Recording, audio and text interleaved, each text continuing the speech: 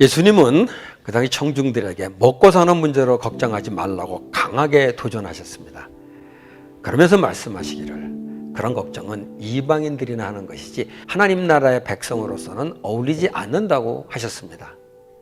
결론적으로 주님은 먼저 하나님 나라와 그의 의를 구하면 이 모든 것을 더하시리라고 말씀하셨습니다. 이 말씀은 경제적인 문제로 걱정이 많은 크리스찬들에게는 문제 해결의 열쇠와 같은 말씀입니다. 사실 이 말씀은 크리스찬의 경제 생활뿐 아니라 삶의 모든 영역에서 걱정과 염려가 많은 사람들에게 소망을 주는 말씀이기도 합니다. 그래서 크리스찬들이 즐겨 묵상하고 또 인용하는 말씀이기도 합니다. 하지만 그런 만큼 이 말씀을 잘못 이해하는 경우도 종종 있습니다. 가장 범하기 쉬운 실수는 하나님 나라를 구하기만 하면 아무 일 하지 않아도 저절로 모든 것이 채워질 것처럼 생각하는 것입니다. 마치 하나님 나라를 구하는 것은 일하는 것과 서로 반대되는 것이라도 되는 것처럼 생각하는 것입니다. 그러나 하나님 나라를 구하는 것과 경제적인 필요를 채우기 위해서 일하는 것은 서로 모순되는 것이 아닙니다. 예수님이 이 말씀을 하신 것은 하나님 나라를 구하는 사람은 경제적인 문제로 걱정하지 않을 수 있는데 그 이유는 하나님께서 경제적인 문제를 주관하는 분이심을 믿기 때문입니다. 사람들이 가장 많이 걱정하는 문제는 역시 경제적인 문제, 돈 문제입니다. 경제적으로 아주 궁핍할 때는 말할 것도 없고 조금 여유 있어도 여전히 그 걱정에서 헤어나오지 못합니다. 특히 경제 상황이 안 좋고 일자리도 불안하게 되면 걱정은 더 심하게 됩니다.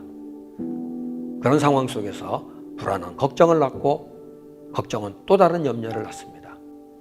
이런 상황을 타개하기 위해서 주님이 가르쳐 주신 방법은 상황에 압도당하거나 걱정에 사로잡히지 말고 하나님 나라와 의가 우리의 마음과 생각을 사로잡도록 하는 것입니다. 그렇다면 재정 문제에서 하나님 나라에 우리의 마음과 생각이 사로잡힌다는 것은 구체적으로 무엇을 의미하는 것일까요? 그것을 알기 위해서는 먼저 하나님 나라와 의를 구하라는 말씀을 오해하고 있는 점에 대해서 알 필요가 있습니다. 첫째, 하나님 나라를 죽은 다음에 미래에 가게 될 곳으로만 생각하는 것입니다. 그렇게 되면 하나님 나라를 구하는 것이 현재의 삶에 무관심해지는 것이 될 것입니다. 이런 오해를 바로잡는 데 도움을 주는 말씀이 있는데요. 골로새서 3장 1절 2절 말씀입니다. 그러므로 여러분이 그리스도와 함께 살려주심을 받았으면 위에 있는 것들을 추구하십시오. 거기에는 그리스도께서 하나님 오른쪽에 앉아 계십니다. 여러분은 땅에 있는 것들을 생각하지 말고 위에 있는 것들을 생각하십시오.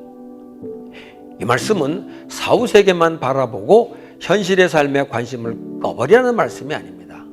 이 말씀의 의미는 세속적인 데에 관심을 너무 많이 빼앗기는 바람에 하나님 나라를 잊어버린 사람들에게 도전을 주시는 말씀입니다. 하나님의 나라와 의를 구하라고 했을 때 예수님의 의도는 현실에 대한 관심을 내려놓고 죽은 뒤 내세 세계만을 바라보고 살라는 것이 아니었습니다. 크리스천은 당연히 현실 세계의 삶에 관심을 가져야 하고 어느 영역에서든지 책임 있는 삶을 살아야 합니다. 둘째는 하나님 나라와 의는 세속의 물질과는 좀 대조된다고 생각해서 돈 문제에 대해서 무관심하거나 무책임하게 되는 것입니다.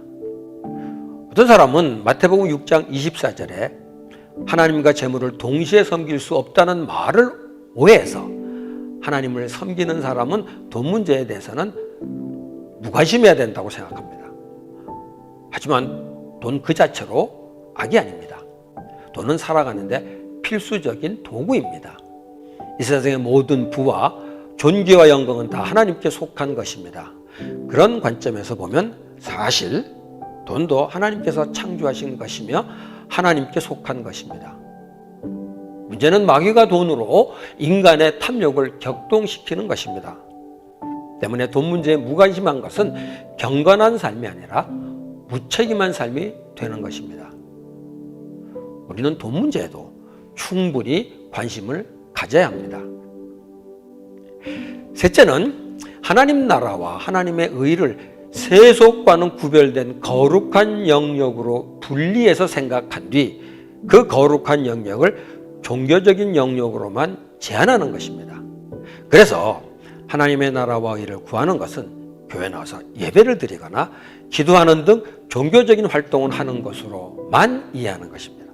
그런데 하나님은 종교적인 활동은 철저히 참석하면서 고아와 과부, 억압받는 사람들을 돌아보지 않는 사람들을 책망하셨습니다. 이사야 1장에서는 그런 사람들을 향해서 이렇게 말씀하십니다. 옳은 일을 행하고 정의를 찾아라.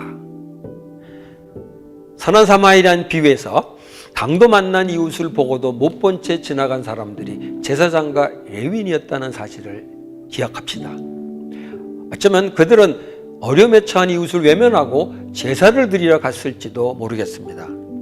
종교적인 활동은 정말 중요합니다. 그러나 그것이 일상에서 의로운 삶을 살아가게 하는 책임을 면제해 주지는 않습니다. 하나님 나라와 의를 구한다고 할 때 종교적인 영역과 일상의 영역을 분리해서 생각해서는 안 될 것입니다.